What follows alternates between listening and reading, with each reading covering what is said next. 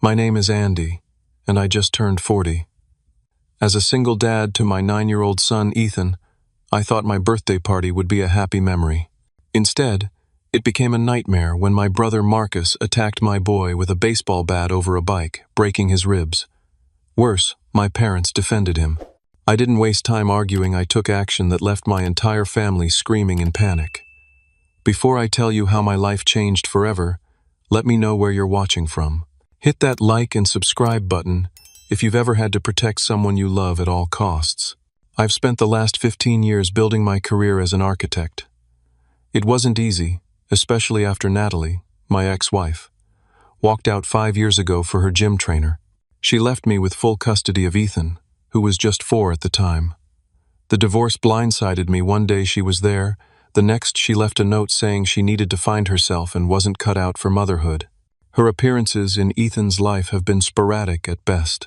She sends birthday cards, sometimes with money, sometimes without, and calls maybe once every few months. Ethan stopped asking when she'd visit around his 7th birthday. Since then, it's been just the two of us in our modest 3-bedroom home in suburban Boston. We've developed our own routines and traditions. Tuesday nights are taco nights. Friday evenings are for movies with homemade popcorn. Saturday mornings are for pancakes shaped like whatever Ethan requests. Lately, dinosaurs have been the favorite. I've learned to be both mom and dad, figuring out how to style his hair for school pictures and how to handle talks about bullies and friendships. My relationship with my older brother Marcus has always been complicated. He's 2 years older than me, 42 now, and for as long as I can remember, he's treated me like competition rather than family. As kids, he'd steal my toys, blame me for things he broke, and once pushed me off my bike, causing me to need 12 stitches in my chin. The small scar remains as a permanent reminder of his cruelty. My parents always downplayed his behavior. Boys will be boys, or he's just playing around, or my father's favorite, toughen up, Andy. The pattern continued into adulthood. When I got a scholarship to college, Marcus told everyone I only received it because I played the sympathy card as the younger brother. When I got my first architectural award, he accidentally knocked it off the shelf at our parents' house during a family dinner, shattering it beyond repair. He apologized profusely, but I caught the smirk when he thought no one was looking. Marcus married Heather right out of high school. She's cut from the same cloth, manipulative, entitled, and always the victim. Their son Tyler is 10, just a year older than Ethan, and has been raised with no boundaries or consequences. The last time the boys were together before my birthday, Tyler broke Ethan's Nintendo Switch controller in a rage because he lost a game. Instead of making Tyler apologize or offering to replace it, Heather said, "Well, maybe Ethan shouldn't be so competitive. Tyler's sensitive." Financially, Marcus has always struggled. He bounces between jobs, never keeping one for more than a year or two. He blames bosses, coworkers, the economy, never himself. Meanwhile, he's constantly asking our parents for loans that never get repaid. His latest venture was a landscaping business that seemed to be more about driving around in a company truck than actual landscaping. The few clients he had often complained about unfinished work. My parents, Harold and Eleanor, have enabled Marcus his entire life. When teachers called about his behavior, my mother would bake them cookies and charm them into giving him another chance. When he wrecked his first car 3 weeks after getting his license, my father bought him another one. When he needed money for a down payment on his house, they took it from their retirement fund. Meanwhile, I worked through college, saved for years to buy my first home, and never asked them for a dime. "Your brother needs more support," my mother would say. "You've always been the independent one, Andy. You don't need our help like he does." This twisted logic meant that my self-sufficiency was punished while Marcus's irresponsibility was rewarded. Just last Christmas, my parents gave Marcus and his family an all-expenses-paid trip to Disney World. Ethan and I received sweaters and a $100 gift card to share. When I mentioned the disparity, my mother said, "Well, Marcus has been having a tough year with the business. We thought his family needed a vacation to reconnect." I bit my tongue for Ethan's sake, not wanting to cause a scene during the holidays. Despite everything, I maintained a relationship with my parents and brother. Not because I craved their approval anymore, I'd given up on that years ago, but because I believed Ethan deserved to know his grandparents and uncle. I thought I could manage the dysfunction and protect my son from the worst of it. I was catastrophically wrong. I've never been one for big celebrations, especially when they center around me. Turning 40 wasn't something I particularly wanted to commemorate. But Ethan had other ideas. 3 months before my birthday, he started planning what he called Daddy's Big 4-0 Bash. His enthusiasm was infectious, and I couldn't bring myself to dampen his spirits. "It's a really big deal, Dad," he insisted. 40 is like halfway to 80. We have to make it special. I compromised by renting a pavilion at Preston Park, about 15 minutes from our house. It had a playground nearby, grills for barbecuing, and enough space for the 30 or so people Ethan had ambitiously put on the guest list. I kept it relatively simple: burgers and hot dogs, a cooler full of drinks, and a cake from my favorite local bakery. The morning of the party, Ethan woke me up at 6:30, too excited to sleep any longer. "Happy birthday, Dad," he shouted, jumping onto my bed with a small package wrapped in newspaper comics, his trademark wrapping style. Inside was a handmade picture frame decorated with dried pasta, painted in a rainbow of colors. The photo inside showed the two of us from our camping trip last summer, both of us grinning with marshmallows smeared on our cheeks from s'mores. "I made it at Kevin's house when you thought I was just playing," he explained proudly. His mom helped me with the hot glue gun, but I did everything else myself. I hugged him tightly, genuinely moved by his thoughtfulness. That frame now sits on my nightstand, one of my most treasured possessions. What Ethan didn't know was that I had been saving for months to buy him something special too. Not because it was my birthday, but because he deserved it. Since January, I'd been putting aside money from each paycheck to buy him the mountain bike he'd been dreaming about. The metallic blue Trailblazer XR with front suspension and disc brakes that he'd pointed out in every sporting goods store window we passed. At $800, it was significantly more than I would normally spend on a non-Christmas, non-birthday gift, but seeing his face when I wheeled it out from the garage that morning made every extra shift and skipped lunch worth it. "But Dad," he said, eyes wide with disbelief, "it's your birthday, not mine." "Sometimes the best gift is seeing someone you love happy," I told him. "Besides, you're getting too big for your old bike. Those knees are nearly hitting the handlebars." He ran his hands reverently over the frame, tested the brakes, and rang the bell. "Can I ride it now, please?" We spent the next hour before party preparations riding around the neighborhood, Ethan getting used to the gears and handling of his new bike. I reminded him about responsibility, locking it up, not leaving it in the yard, keeping it clean and maintained. He nodded solemnly at each point. "I promise I'll take super good care of it, Dad. It's the best thing ever." Little did I know that this bike would become the catalyst for the worst day of our lives. We arrived at the park early to set up. A few friends from work showed up to help: James from structural engineering and his wife Lisa, Diane from the front office, and Tomas, my project partner for the last 3 years. They brought coolers, extra folding chairs, and decorations that included an enormous banner reading "Andy's Old Now" with a cartoon of a walker. My parents arrived around noon, an hour before the party was scheduled to start. They brought enough gifts to fill the trunk of their car, an overcompensation that made me uncomfortable. My father clapped me on the back a bit too heartily. "40, eh? Getting up there, son. Better start checking that prostate." My mother fussed over Ethan, complaining that he looked too thin and interrogating me about his eating habits. I was setting up the portable speaker when I heard the distinct rumble of Marcus's oversized pickup truck. He parked haphazardly, taking up 2 spaces, and sauntered over with Heather and Tyler in tow. They were 45 minutes late, but acted as if they were doing me a favor by showing up at all. "Happy birthday, little brother," Marcus said, dropping a small, hastily wrapped package on the gift table. It looked suspiciously like a last-minute gas station purchase. "40 hit you hard, huh? Those gray hairs are really coming in." Heather gave me a perfunctory hug, her attention already elsewhere. "Nice setup. Kind of basic, but nice." Tyler didn't bother with pleasantries.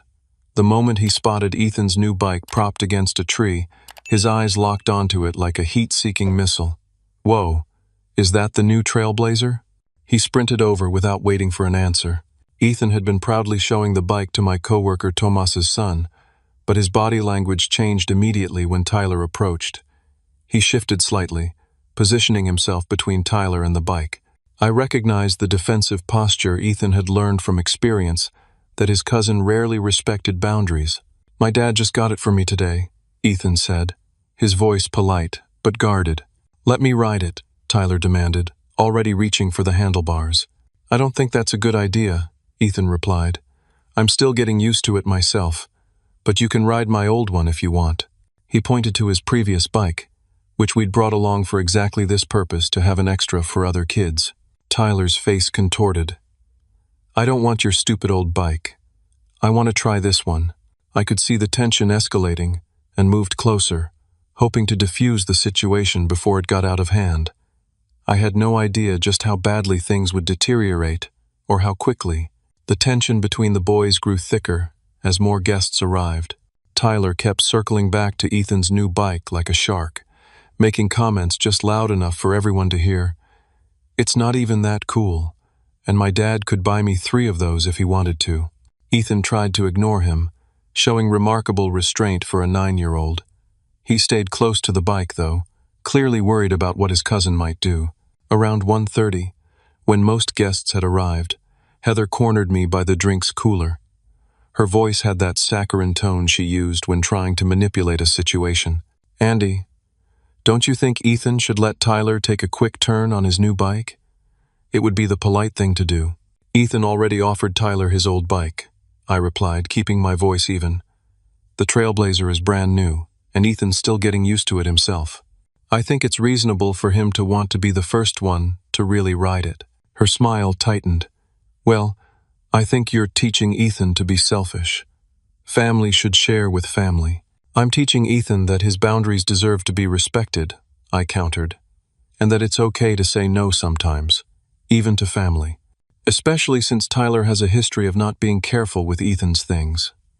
I reminded her about the Nintendo Switch controller incident from Christmas. "That was months ago," she snapped. "You really know how to hold a grudge." I excused myself to check on the food. James had taken over grilling duty and was flipping burgers with expert precision. I thanked him and began arranging buns and condiments on a nearby table. From the corner of my eye, I could see Marcus watching our interaction with Heather, his expression darkening. He whispered something to my father, who nodded sympathetically. The next 20 minutes were deceptively peaceful. People ate, chatted, and a few of my friends presented me with gag gifts about turning 40 reading glasses, anti-aging cream, and a cane with a horn attached. Ethan beamed with pride as everyone complimented his organization skills. For a brief moment, I thought we'd dodged the bullet of family drama. It was time for cake. I headed to the cooler where we'd stored it, away from the afternoon sundae. The pavilion was about 30 feet from where Ethan had parked his bike. I had just lifted the cake box when I heard Tyler's voice rise in a whining demand. "Just let me ride it once." Then Ethan's firm but polite response. "No, Tyler. I already told you. You can use my old bike." I placed the cake on the table and was about to head over when a commotion erupted. There was the sound of a scuffle, followed by Tyler's angry shout. "You're such a baby! My dad says your dad spoils you." I moved faster, but was momentarily blocked by a group of guests.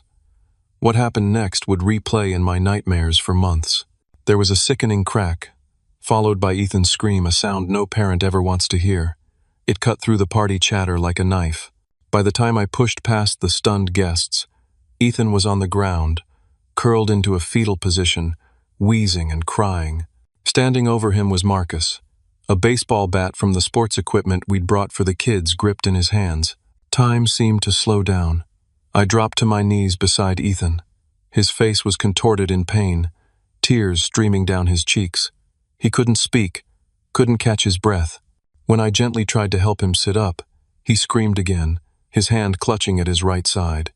Even through his t-shirt, I could see the unnatural indentation where ribs should have been. "Call 911, I shouted to no one in particular. Lisa, James's wife, already had her phone out, speaking urgently to an emergency dispatcher.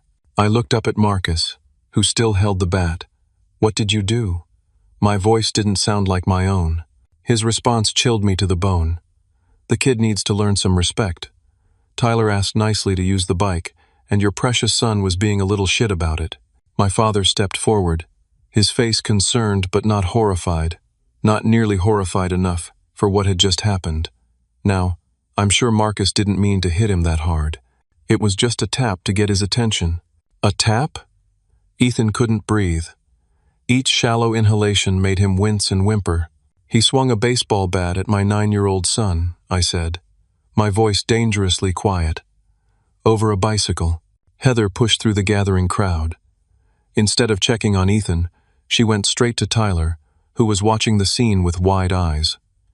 "It's okay, honey," she said loudly.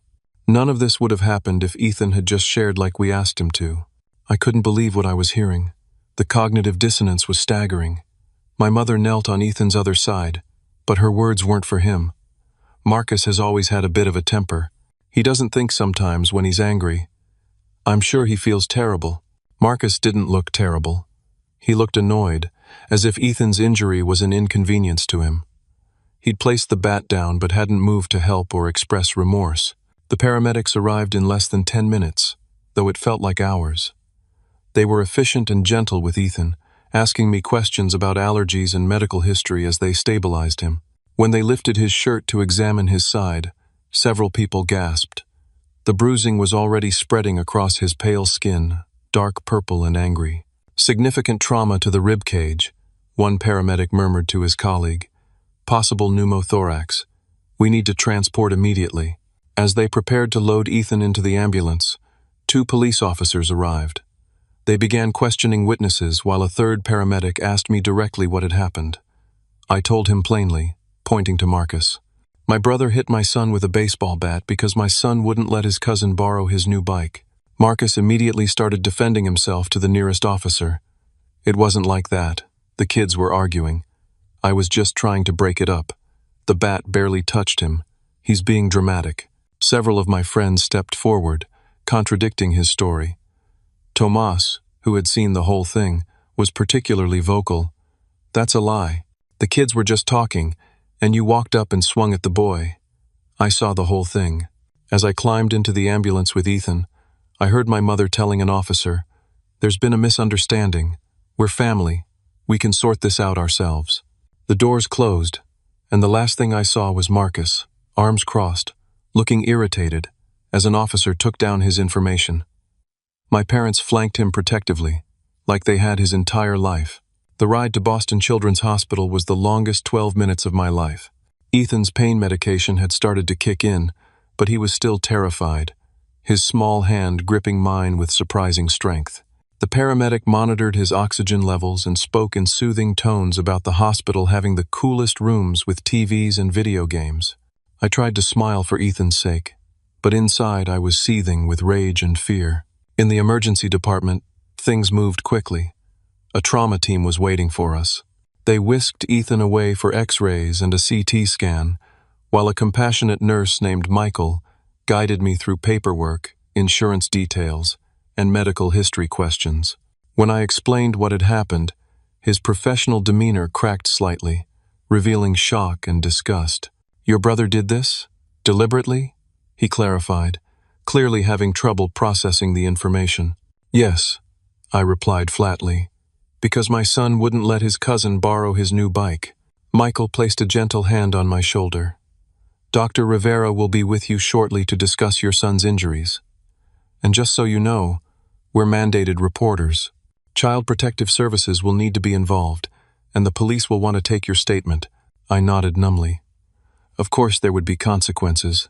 There should be consequences. The fact that Marcus was my brother didn't change what he had done. Dr. Rivera, a petite woman with kind eyes and a serious demeanor, arrived with Ethan's scan results 30 minutes later.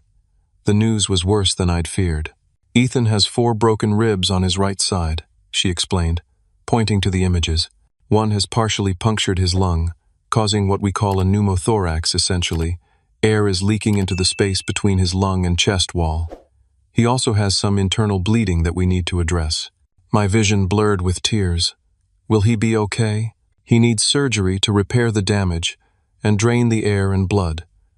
We have an excellent pediatric thoracic surgeon, Dr. Patel, preparing now.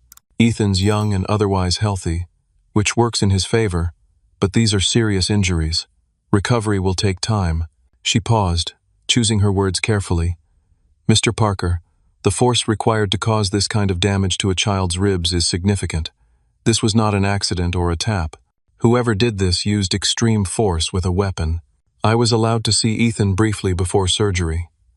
He lay in a hospital bed that made him look even smaller than he was, an oxygen mask covering half his face. Tubes and wires connected him to various machines. When he saw me, he tried to smile. "Dad," he whispered through the mask. "Am I in trouble?" My heart shattered. "No, buddy, you're not in trouble, not at all. But Uncle Marcus was really mad, and Grandma said I should have shared." I took his hand, careful not to disturb the IV. "Listen to me, Ethan. You did nothing wrong. Nothing. Uncle Marcus was wrong. What he did was very, very wrong." His eyes filled with tears. "It really hurts, Dad." "I know, buddy. The doctors are going to fix you up. I'll be right here when you wake up, I promise." As they wheeled him toward surgery, a police detective introduced herself as Maria Wilson. She had kind eyes, but a firm handshake. "I'd like to take your statement when you're ready, Mr. Parker." I recounted everything while Ethan was in surgery. Detective Wilson recorded our conversation and took meticulous notes. When I finished, she looked at me with genuine sympathy. "Your brother is already claiming it was an accident, that he was using the bat to point and it slipped, but multiple witnesses contradict that account. We've taken him into custody on felony charges of aggravated assault and child endangerment." A weight lifted from my chest. At least the police were taking this seriously. The surgery lasted 3 hours.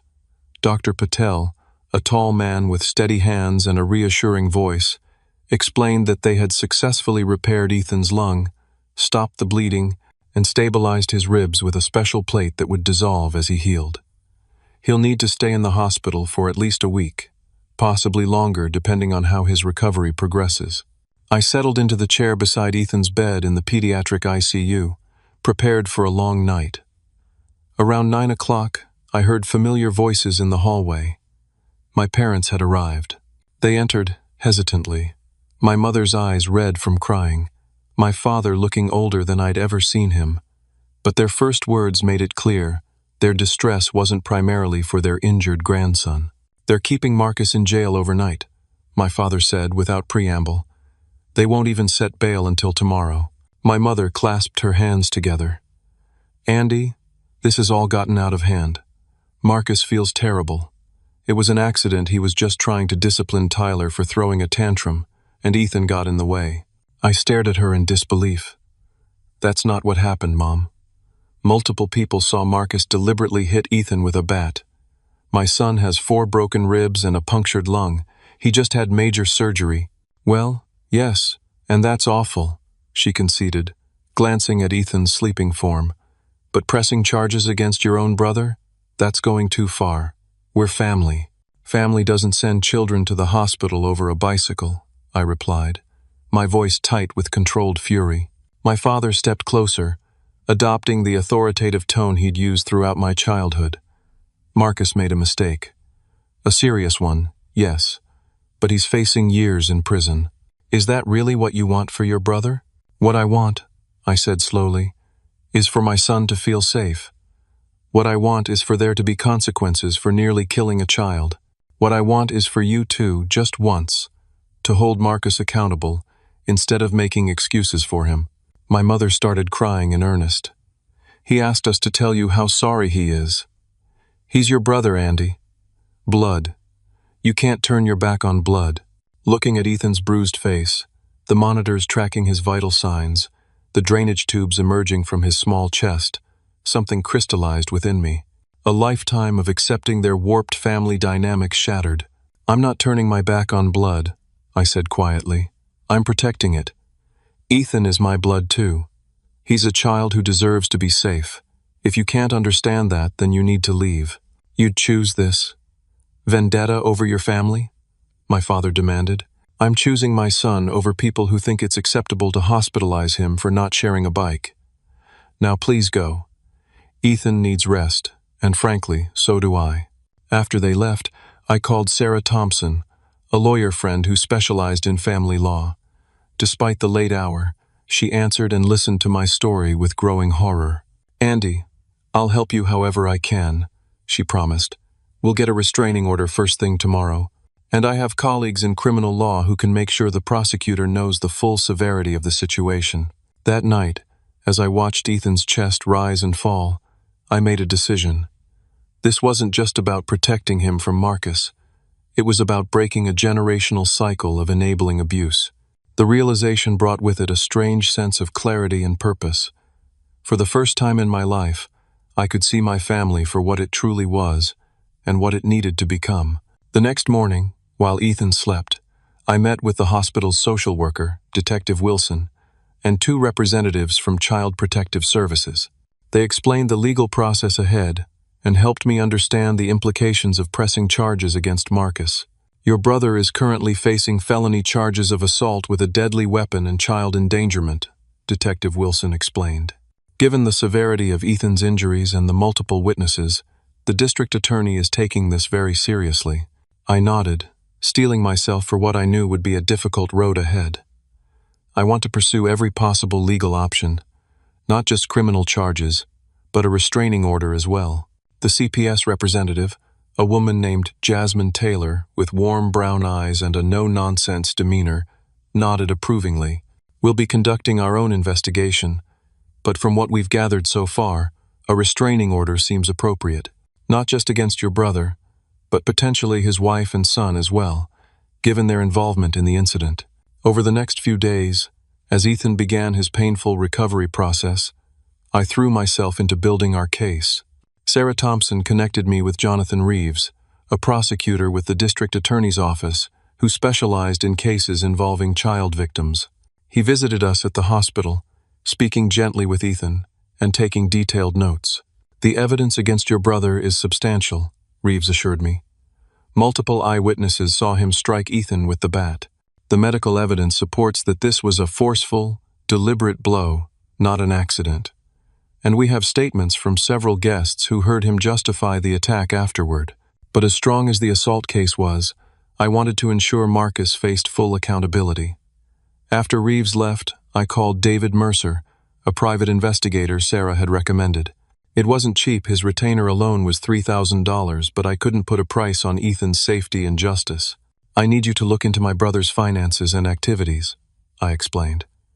"He's been struggling with money for years, but always seems to have enough for new trucks and vacations. I have a feeling he's involved in something illegal." Mercer was thorough and discreet. Within a week, he had uncovered disturbing information. Marcus had been systematically stealing from our parents for years. Bank records showed numerous transfers from their accounts to his money they thought was for his business or mortgage payments, but that actually went to gambling and luxury purchases. Worse, he'd been committing tax fraud through his landscaping business, reporting only a fraction of his income and paying employees under the table. "There's more," Mercer told me during a visit to the hospital. "I found connections to a contractor who's been under investigation for using substandard materials in municipal projects. Your brother's company has been doing landscaping for these projects, and there's evidence he's been signing off on environmental compliance documents without actually performing the required work." The information was a gold mine. I passed it all to Detective Wilson, who brought in the Financial Crimes Unit. They were eager to expand their investigation, especially when it connected to the ongoing contractor fraud case. Meanwhile, I was preparing for another type of confrontation. My parents had been calling and texting incessantly, alternating between guilt trips and anger. They'd visited Ethan once more, bringing extravagant gifts and treating him with exaggerated kindness, while subtly suggesting he might have misunderstood what happened. Ethan, still heavily medicated, hadn't picked up on their manipulation, but I had. After they left, I decided it was time for a final reckoning. I contacted a tech-savvy friend who helped me set up discrete recording devices in my parents' house. Massachusetts is a 2-party consent state for recordings, so I couldn't secretly record our conversation for court purposes, but I could use it to protect myself from gaslighting and manipulation. I arranged to meet them at their home after Ethan was discharged from the hospital, ostensibly to discuss how we move forward as a family. While these plans were in motion, I focused on Ethan's care. The doctors were amazed at his resilience. After 10 days, he was released with strict instructions for home recovery. No school for at least 3 weeks, no physical activity for 2 months, regular follow-up appointments, and pain management. I transformed our living room into a comfortable recovery space with a hospital bed rental, his favorite blankets and stuffed animals, and a new gaming system to keep him entertained during the long hours of mandatory rest. The day before our planned family confrontation, I sat down with Ethan for a serious conversation about the future. I needed to know his feelings before making final decisions. "Buddy, how would you feel if we didn't see Uncle Marcus, Aunt Heather, and Tyler anymore? Or maybe not as often as before?" Ethan was quiet for a moment, absently petting Rocket, our tabby cat who hadn't left his side since he came home. "Would we still see Grandma and Grandpa?" I took a deep breath. "I'm not sure yet. They're very angry that Uncle Marcus is in trouble. They think we should forgive him and pretend nothing happened." Ethan's face crumpled slightly. "They think it was my fault, don't they? For not letting Tyler use my bike. Some people make excuses for others when they do bad things," I explained carefully. "It's not about you. It's about them not wanting to admit that Marcus did something terrible." He nodded slowly. "I don't want to see Uncle Marcus again. He scares me. And Tyler is always mean to me anyway." He hesitated, then added in a small voice, "But I'll miss Grandma and Grandpa if they still love me." My heart broke for him. "They do love you, Ethan. They just don't know how to love in a healthy way sometimes. We'll figure it out, okay? The most important thing is keeping you safe." That night, I finalized my strategy. This wasn't about revenge anymore, it was about protection and justice. Marcus needed to face consequences for his actions. My parents needed to understand that their enabling behavior would no longer be tolerated. And most importantly, Ethan needed to see that violence and abuse weren't something he had to accept, even from family. I gathered all the evidence, medical reports, witness statements, financial documents, and prepared for what would be the most difficult confrontation of my life. But for the first time since my childhood, I wasn't afraid of standing up to my family. I had something worth fighting for. The morning of the confrontation, I dropped Ethan off at James and Lisa's house. They had become invaluable friends during this ordeal, offering support without question or judgment. Their daughter Mia was close to Ethan's age and had made him a giant get-well card signed by his entire class. "Take all the time you need," Lisa assured me, giving me a quick hug. "We've got movies lined up, popcorn ready, and Dr. Garcia approved all the activities. He'll be fine." I arrived at my parents' house exactly at noon, as planned. The recording devices were already in place, one in the living room where we'd likely talk, one in the kitchen, and one in my father's study, if the conversation moved there. I wasn't proud of the deception, but years of gaslighting and manipulation had taught me to protect myself. My mother answered the door, her expression wavering between hostility and artificial pleasantness. "Andy, come in. Your father's in the living room."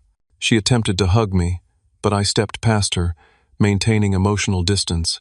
My father sat in his usual recliner, reading glasses perched on his nose, newspaper in hand, a picture of normalcy that seemed obscene given the circumstances. He nodded curtly as I entered. "How's Ethan?" my mother asked, taking a seat on the sofa. "Recovering," I replied simply. 4 broken ribs don't heal overnight. "Well, children bounce back quickly," my father said dismissively. "When you were 5, you fell out of that oak tree in the backyard and broke your arm, barely slowed you down." The comparison between an accidental fall and a deliberate assault with a weapon was so absurd that I almost laughed. Instead, I took a deep breath and dove straight to the heart of the matter. Marcus's bail hearing is tomorrow. His lawyer is trying to get the charges reduced to simple assault, claiming it was an accident and that Ethan's injuries are being exaggerated. I watched their reactions carefully. My mother looked relieved. "That's good news. Hopefully this can all be resolved quickly." "It won't be," I said flatly. "The prosecutor has multiple eyewitness statements and comprehensive medical evidence showing that Marcus deliberately struck Ethan with enough force to break 4 ribs and puncture a lung. This wasn't a tap or an accident. It was a violent assault on a child. My father's face reddened. Now you listen here. Your brother made a mistake. A serious one, yes, but he doesn't deserve to have his life ruined over it. He's got a business, a family, a business where he's committing tax fraud and signing off on fraudulent environmental compliance documents? I interrupted. Yes, the Financial Crimes Unit is investigating that too. They're very interested in his connection to Peterson Construction. The color drained from both their faces. My mother's hand flew to her throat. What have you done? She whispered. I've done what you should have done decades ago. I'm holding Marcus accountable for his actions. My father stood abruptly. This is a witch hunt. You've always been jealous of your brother, always trying to make him look bad to make yourself look better. I remained calm, which seemed to infuriate him further. This isn't about me or my feelings toward Marcus. This is about a grown man who assaulted a child and has shown zero remorse. It's about decades of enabling dangerous behavior. And it stops now. He said he was sorry, my mother cried. No, Mom, he didn't. Not to me, not to Ethan. You said he was sorry. There's a difference. My father paced the room, his agitation growing. So what do you want? Money? Is that it?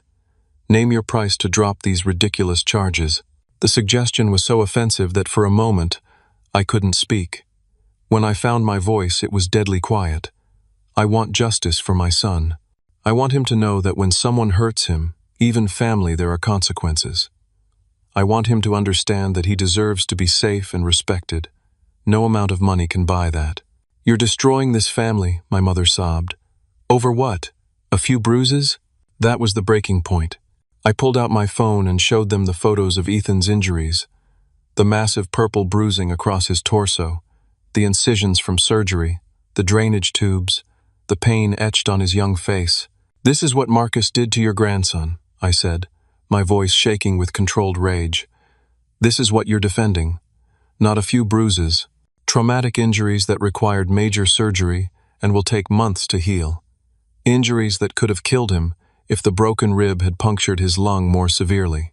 They stared at the photos in horror, finally confronted with the reality they'd been denying. In the stunned silence, I laid out my terms.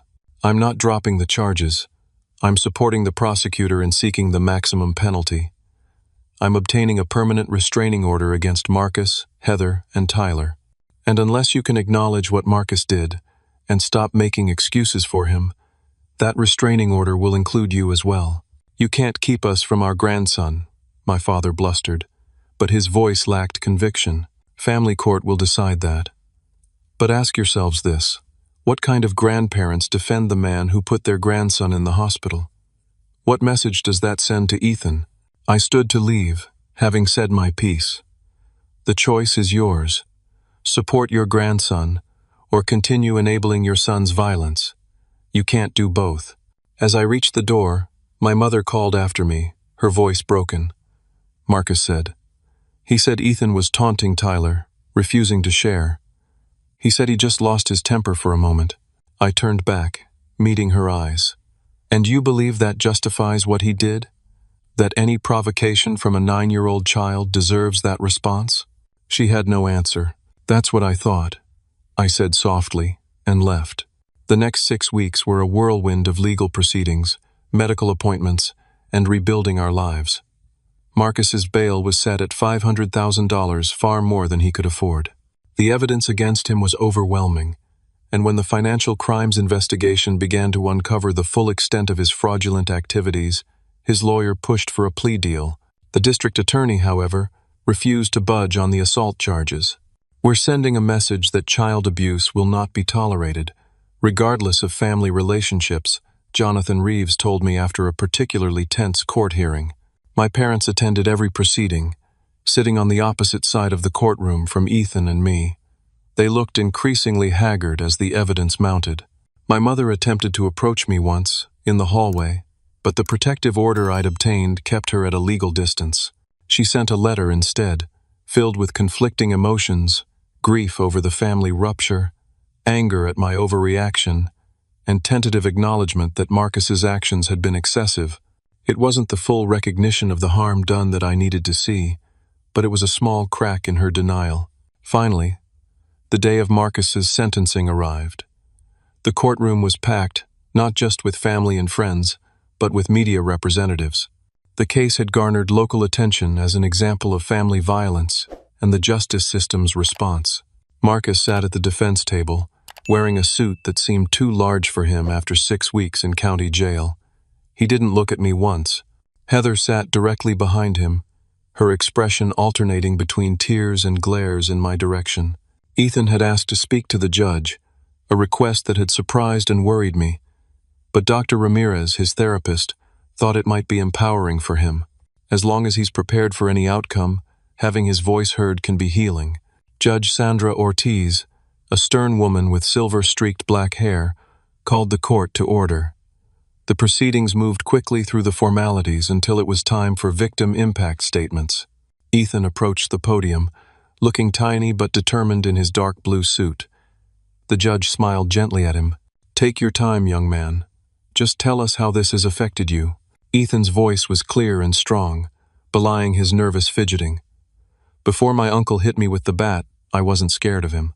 I just didn't like going to his house because my cousin was mean to me. But now I have nightmares. I'm scared when I hear loud noises. I couldn't play at recess for 2 months because my ribs hurt too much." He paused, gathering his thoughts. The worst part wasn't the pain, though. It was that my grandparents said it was my fault for not sharing my bike. It made me feel like I deserved to get hurt. His voice broke slightly. "Nobody deserves to get hurt like that. Not for a bike, not for anything." There wasn't a dry eye in the courtroom when he finished. Even the court reporter was discreetly wiping away tears. When it was my turn to speak, I focused on the broader impact. My son shouldn't have to fear family gatherings. He shouldn't have to wonder if setting a boundary will result in violence. And he certainly shouldn't have to question if the adults in his life will protect him or blame him when he's harmed. I looked directly at Marcus for the first time. My brother didn't just break Ethan's ribs. He broke his trust in family, his sense of safety, and his understanding of love. Those injuries may take far longer to heal than his physical wounds. The judge listened attentively, taking notes throughout. When the defense presented their arguments focusing on Marcus's otherwise clean record and momentary lapse in judgment, she interrupted repeatedly, with pointed questions about the force used and his lack of immediate remorse. Finally, it was time for sentencing. Judge Ortiz removed her glasses and addressed the courtroom. "In my 23 years on the bench, I have seen many cases of family violence. They are always tragic. But what makes this case particularly disturbing is not just the severity of the physical assault, though using a baseball bat on a child is horrific enough, but the aftermath. Instead of immediate remorse and a desperate attempt to make amends, the defendant and his supporters attempted to minimize the assault and blame the victim, a 9-year-old child. She turned her gaze to my parents, who shrank visibly in their seats. Family loyalty is admirable, but not when it becomes complicity in abuse. Not when it teaches children that violence is acceptable if committed by someone who shares your blood." Looking back at Marcus, she delivered the sentence: 8 years in state prison, with eligibility for parole after 5 years. Upon release, a permanent restraining order prohibiting contact with the victim, mandatory anger management and parenting classes, and financial restitution for all medical expenses and therapy costs. The courtroom erupted in murmurs. Marcus slumped in his chair. Heather let out a wail of protest. My parents sat in stunned silence. As we left the courtroom, Detective Wilson approached us with news about the financial crimes investigation. "We've just executed search warrants on your brother's business records and home office. The evidence of fraud is substantial. He'll be facing additional charges." I nodded, feeling no satisfaction, only relief that justice was being served. "What about my parents? Were they involved?" She shook her head. "Not criminally, as far as we can tell. They appear to have been victims of his financial manipulation, not accomplices. They might want to consult with a financial advisor, though. The preliminary findings suggest he's drained significant amounts from their retirement accounts." Outside, Reporters waited with cameras and microphones. I declined all interviews, shielding Ethan from the attention. As we walked to the car, I noticed my parents standing alone by the courthouse steps, looking lost and suddenly old. My father raised a hand in a hesitant wave. After a moment's hesitation, I nodded in acknowledgement, not forgiveness, not yet, but a small opening for what might come. In the car, Ethan asked a question that had clearly been on his mind. "Dad, is our family broken forever now?" I considered my answer carefully. "Some parts of it are, buddy. But families can change and grow. We can build new connections with people who respect and protect each other. And maybe someday, the broken parts can heal too, if they're willing to change." He nodded thoughtfully. "Like my ribs. Dr. Patel said they'll heal stronger where they broke." "Exactly like that," I said, hoping it was true. The months following the trial brought significant changes to our lives. The first and most immediate was our move from the suburban neighborhood where we'd lived for 6 years to a new townhouse across town. I wanted Ethan to have a fresh start in a place without painful memories, and the truth was I needed it too. The old house felt tainted somehow, as if the violence that had occurred at the birthday party had followed us home. Our new place was smaller but brighter, with a community pool and playground nearby. It was also in a different school district, which meant Ethan could start 5th grade without being the kid whose uncle broke his ribs. Children can be cruelly curious, and the local media coverage had made anonymity impossible at his old school. The first night in our new home, we ate pizza on the floor amid half-unpacked boxes. Ethan seemed lighter somehow, as if the physical distance from our old life had lifted an invisible weight from his shoulders. "Dad," he said, contemplatively chewing a slice of pepperoni pizza, "do you think Uncle Marcus is sorry now?" The question caught me off guard. "I don't know, buddy. Sometimes people don't understand the harm they've caused until they face serious consequences." He nodded, surprisingly mature for his age. "His consequence is pretty serious." "Yes, it is. But so were your injuries." I hesitated, then added, "Are you sorry he's in jail?" Ethan considered this, his forehead wrinkling in thought. "Not really. Is that bad?" "No. It's honest. You don't have to feel sorry for someone who hurt you and never apologized." He seemed satisfied with this answer, and we moved on to discussing which box might contain his favorite Spider-Man nightlight. Finding a good therapist for Ethan became my top priority.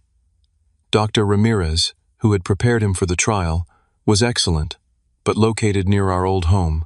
After interviewing several candidates, we connected with Dr. Lily Chen, a child psychologist specializing in trauma recovery.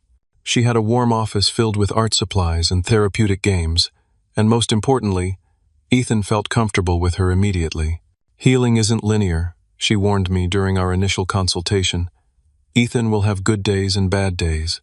Nightmares, anxiety, fear of conflict. These are all normal responses to trauma. Our goal is to give him tools to process these feelings, not to erase the experience."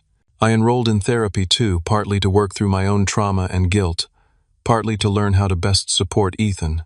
My therapist, Dr. Alan Friedman, specialized in family systems and helped me navigate the complex grief of losing my birth family while building a healthier chosen one. "You're carrying a lot of guilt," he observed during one session. "You believe you should have protected Ethan better." "I should have," I insisted. "I knew what Marcus was capable of. I should never have allowed him near my son.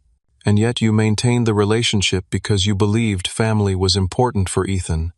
You made the best decision you could with the information you had at the time." It took many sessions before I could begin to forgive myself.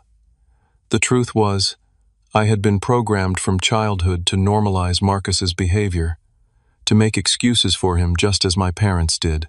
Breaking free from that conditioning wasn't as simple as flipping a switch. The first holidays without extended family were strange but peaceful. For Thanksgiving, instead of the tense formal dinner at my parents' house that had been our tradition, we invited James and Lisa's family over, along with Tomas and his wife Sophia. We cooked together, played board games, and created new traditions free from the undercurrent of tension that had always characterized family gatherings with Marcus present. Christmas presented a more complicated challenge. My parents sent gifts for Ethan, expensive ones, delivered via courier with cards full of generic holiday wishes but no mention of the rift between us.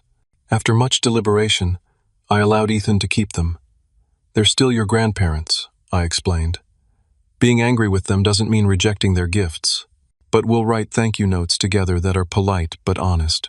His note, painstakingly written in his improving handwriting, read, "Thank you for the Xbox games. I'm having fun playing them. I miss you sometimes, but I'm still sad that you thought it was my fault when Uncle Marcus hurt me. Dad says people can change if they want to. I hope you want to. Merry Christmas, Ethan." My parents' response came 3 weeks later, a handwritten letter addressed to Ethan but clearly meant for me as well. "Dear Ethan," my mother wrote, "we owe you an apology. What happened at your dad's birthday party was not your fault. Uncle Marcus was very wrong to hurt you, and we were wrong to make excuses for him. We've been thinking a lot about what your dad said to us, and he was right. We didn't protect you the way grandparents should. We're getting counseling now to understand why we've made these mistakes for so long. We miss you both very much, and hope that someday you'll feel safe enough to see us again. We will respect whatever decision your dad makes about this. With love, Grandma and Grandpa." It wasn't a perfect apology, but it was a start. I showed it to Dr. Friedman, who agreed it showed promising signs of genuine reflection. The acknowledgement of Ethan's innocence and their failure to protect him is significant. So is their respect for your boundaries. These are positive first steps. Ethan's physical recovery progressed steadily. By spring, he was cleared for most activities, though contact sports were still off limits.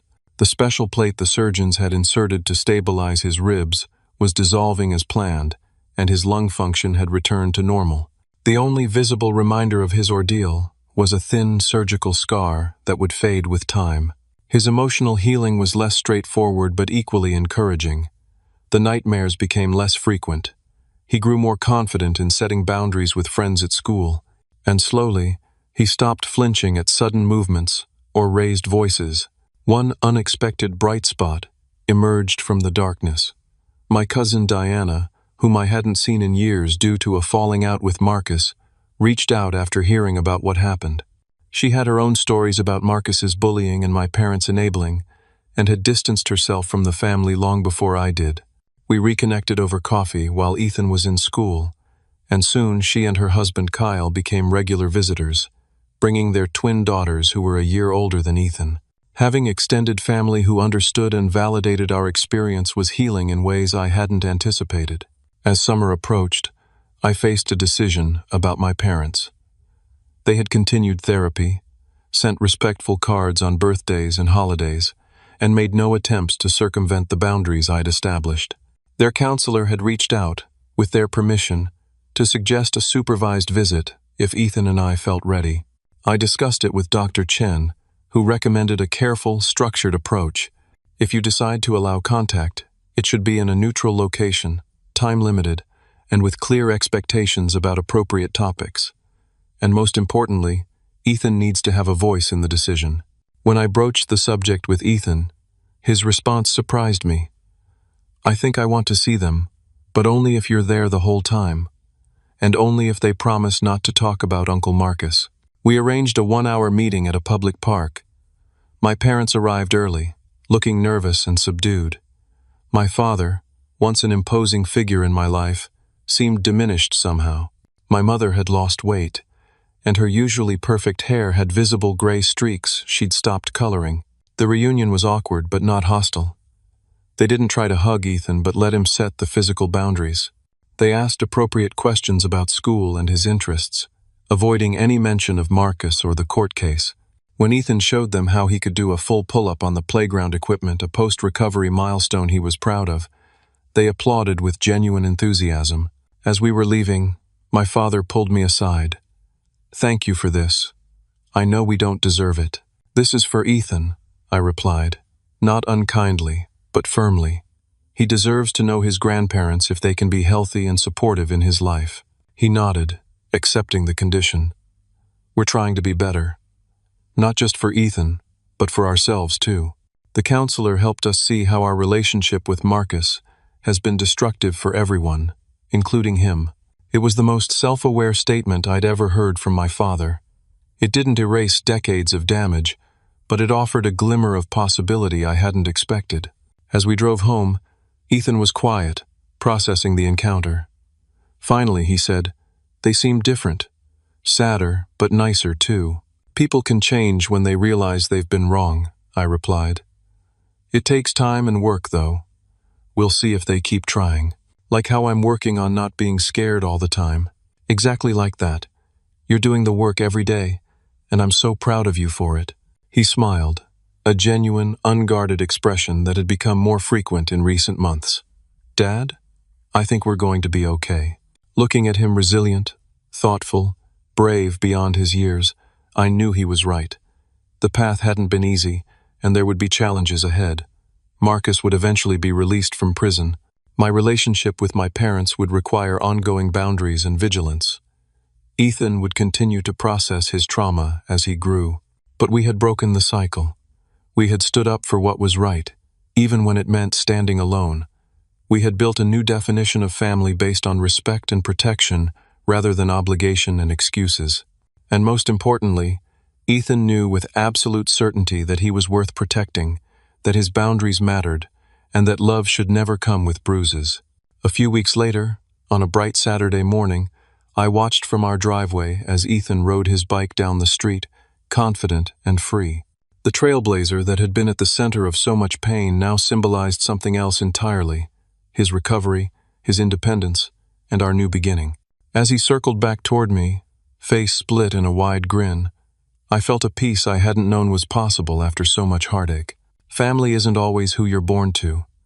Sometimes it's who you choose to keep in your life and who you choose to leave behind.